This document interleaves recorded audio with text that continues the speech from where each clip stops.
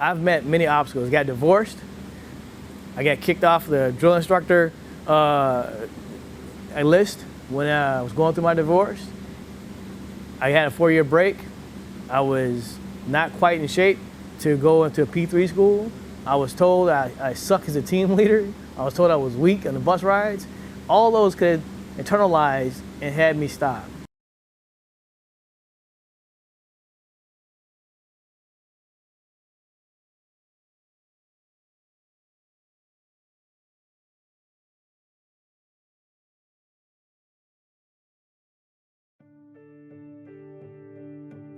Theodore Durden, Sergeant First Class, 11 Bravo 40 Echo 8 now. Check that out. The skill identifier is instructor. In my background, I got 22 years of service, 8 years, 1 month, couple hours as a U.S. Marine, and the rest, U.S. Army National Guard.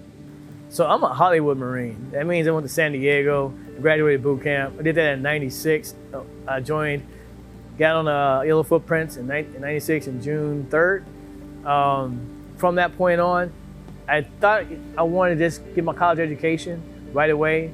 And there's a maturation period there, maybe if you wasn't prepared to go to college. I got out in 2003, and I got out, it was really one of those situations where the Marine Corps said if we wanted you to have a wife, we would issue you one. So I looked at my 782 list, which is like a TA-50, and I said, well, it wasn't really issued. I didn't hand a receipt for a wife, so I had to, that didn't last long. But I hate to laugh at that misfortune, but it was those hard trials that kind of said you can build resiliency out of that process. Yeah, so it wasn't, when I left the Marine Corps, I thought I was done with the military. And you get the heartbreak and all that good stuff. So I had like a little bit of time of break, time of service, and I was working at Caterpillar. And I was working along a soldier who's still in service, Sergeant First Class Davis. He told me what he was doing on the weekend. He said, yeah, I'm going to drill on the weekend. I said, oh, I know that. And he told me about him showing up. He was the infantry, something that I was not. I was the engineer, inspector instructor. I was doing other things. He said, I'm an infantry right down the street. Well, we work right down the street. I went to the recruiter the next day, woke up, went to the recruiter, said, hey, I'd like to join the unit.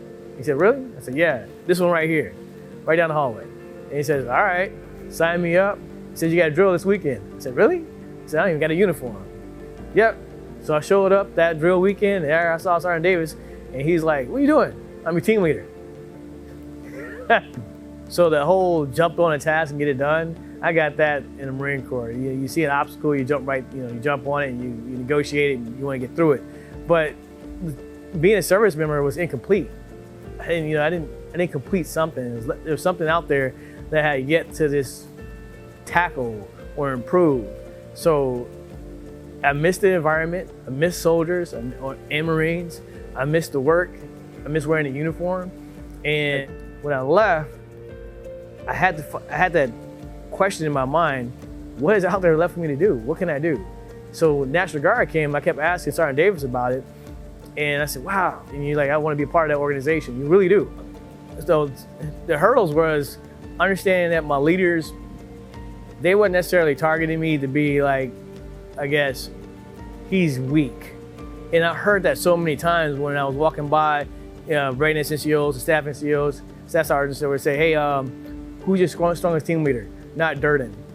All right, who knows their job? Not Durden. Well, who's the weakest NCO? Durden. I heard that so many times on bus rides to training sites, anywhere. I heard it. One thing I was really good at is shooting. I can shoot and I can read. So what I did was I didn't own their perception of me. That would make me, I would get defeated. What I said to myself was, I'm going to challenge their perception. Now perceptions change over time. People get I guess, an idea of who you are, and they carry that with them every day. That's okay. However, they can't change your tactical proficiency when you're out there and you develop soldiers. So I had to go and pick up books, skill level 1, 2, 3, 4, which was readily available, and 7-21, which is an infantry guide Bible for me, and a Ranger handbook, and YouTube videos, and I had to sit at home to transition back. So my first name is Matthew Solagio. My rank is First Lieutenant, and I'm an engineer officer for the 766 BEB attached to the 33rd Infantry Brigade Combat Team. I started thinking about role models. He's studying business management, doing supply chain management. He originally had an idea of getting just his bachelor's degree finished during the entire time we're here. By the time we're done, he's about to set a record for his current school in getting it done months ahead of time. And that's because he just buckled down and he just went for it. And his dedication to improving himself professionally and personally is, I mean, it's baffling how much he's accomplished since he's been here. While I'm here on deployment, I said, that is awesome. I'm gonna get my degree and then I'm gonna go back and I'm gonna see if I can inspire some other soldier in my unit who says he can't get his degree, and I'm going to get it here.